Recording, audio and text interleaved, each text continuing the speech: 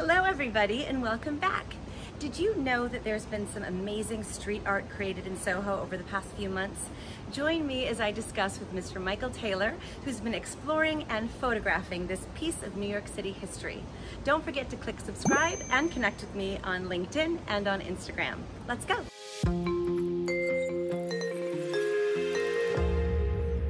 Well, hello Michael, how are you today? I'm good, Courtney. Doing very well. And yourself? I am lovely. I am super thrilled to talk to you because I have been following all of your social media throughout this whole shutdown time, and I'm super excited to ask you a couple questions about what you've been up to. But first, Thank you. You're welcome. First, I just want to give folks a little bit of info regarding your background because you have a background before real estate of photography. And you worked with Architectural Digest and with Essence and also with musicians, which I find absolutely fascinating. So I'd love to hear a little bit about, about what your life looked like pre-Cooper and Cooper. Before I began a real estate career, I came to New York to work in fashion design. Mm-hmm. And then I transitioned into being a photographer. Okay. So the visual arts was something that was always in my life.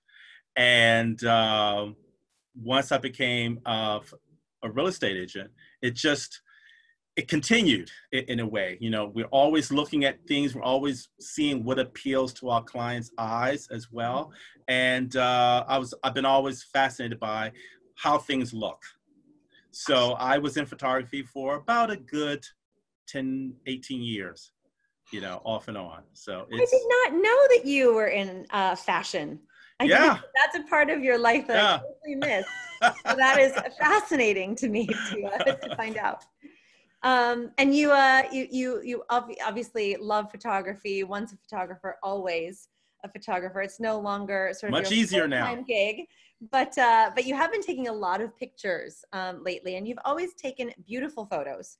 Thank you. I wanted to talk to you because you've been doing what is almost like a series to me of traveling around New York City on your motorcycle with your camera, taking shots of the city as it's been during this shutdown, and especially of pieces of amazing art that have been popping up all around town, especially sort of the downtown Soho area. You've done quite a number of shots and of posts of just amazing artwork down there. Thank you. I'd love to hear kind of how you came to be doing this on a regular basis and what your experience has been like, kind of traveling about and exploring and seeing all of these pieces everywhere. Well, this is the time of where during the lockdown, New York was just empty. And there was nothing like getting on a motorcycle and riding in the streets because there was no traffic. However, being out a lot, I started to notice a lot of places were boarded up. And over time, artwork started appearing. To me, the place where I saw the most was in Soho. For some reason, Soho attracted a lot of artists to use the plywood boards that stores had up to create things, political paintings, just regular paintings as well. I guess artists had a lot of time in their hands, so they made it they just made it a mission to go out and spread their visual, expressions for all of us to see at a time when there was really nothing for us to do but stay home. They decided to go out and create some art. And you, have been lovely enough to go out and to capture some of these things because I don't have as much around me where I've been in the city the whole time, but I don't see it firsthand. Yeah. And I'm so enjoying the fact that you are documenting these pieces and sharing it with the world. It just became that while I was writing, I just began to like, oh, I got to stop and take pictures, or I need to come back around and take another look at this stuff. And all of a sudden I began just stopping all the time.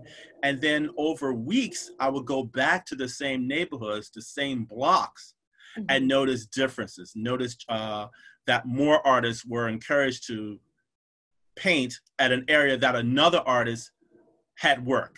So it became just seeing all of them work at the same time or over time, how the neighborhood plywood would just change. And Soho was that epicenter of this kind of creativity.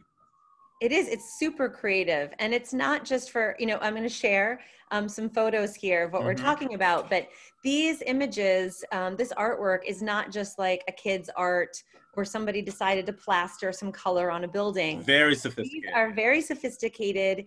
They are interesting. They're engaging. There was one that you actually had to look in a camera and it gave you a reflection. And it was asking you kind of consider things about yourself. There was another one where someone had written a bunch of quotes on little strips of paper that you were supposed to collect, right, as be mighty, and each one was kind of a different thought. Just amazing. Were there any pieces that captured you specifically that you really found to be impactful or interesting? So Balthazar Restaurant was boarded up, and one of the artists quoted Arthur Ashe saying, "From what we get, we can make a living. What we give, however, makes a life." And it was there between the sign Vote and Black Lives Matter. And being from Richmond, Virginia, Arthur Ashe was my childhood hero. My idol. So I was touched that someone had used that quote. That's very famous, that I think is at the US Open as well in Arthur Ashe Stadium. So to see that in Soho as I rode by, it's like, I gotta stop, I gotta take a picture of this too. And that's one of them. Well, I've really enjoyed, as I mentioned, looking at all of your posts.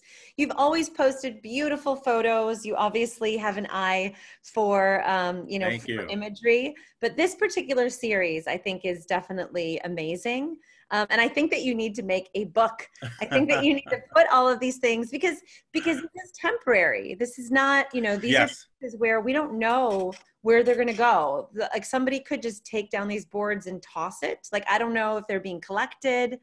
It's amazing to me that this kind of thing, I don't know what the outcome of it will be. I was curious about that as well, because, a lot of times boards just go up, and when a store or restaurant wants to reopen, they take them down, and where do they go? Does an artist coordinate with the owner of the store or the landlord to say, hey, can I come back? First of all, can I paint on it? And then can I have it when you take it down? I found out that there's like a couple of art coalitions that are going around taking care of the art, taking it down, taking care of it, cataloging it probably as well. And the artists will be able to keep their work, or they will know where the work is going. So someone is keeping track of it. There's just we'll see like at the Met one day on the big banner. 50 years from now, that artist was known. And so this is or someone will do an exhibition about artwork during COVID-19 New York City 2020. 2020. Well, in the meantime, you need to make a book, and then we can share it with everybody. But until then, folks can find you on Instagram, and I assume that you're going to continue to sort of document what you're seeing during this strange and unusual time until everything is kind of back to normal. Whatever that is. Just whatever that is. Right now, it's just things that appeal to me. It could be real estate, it's art. Instead of making two kinds of Instagram accounts, I decided to blend everything. And it's like, that's me, real estate side, my art side, whatever else I'm interested in. You get the full flavor. Your family side. Yes. Yes, indeed. Well, thank you so much for sharing. I'm so glad that we got to connect. And for everybody who's listening, make sure to follow us on Instagram and follow Michael Taylor and his beautiful photography. Thank you, Michael. Thank you. Pleasure. Thank you so much. Pleasure. All right. Have a lovely day. You too.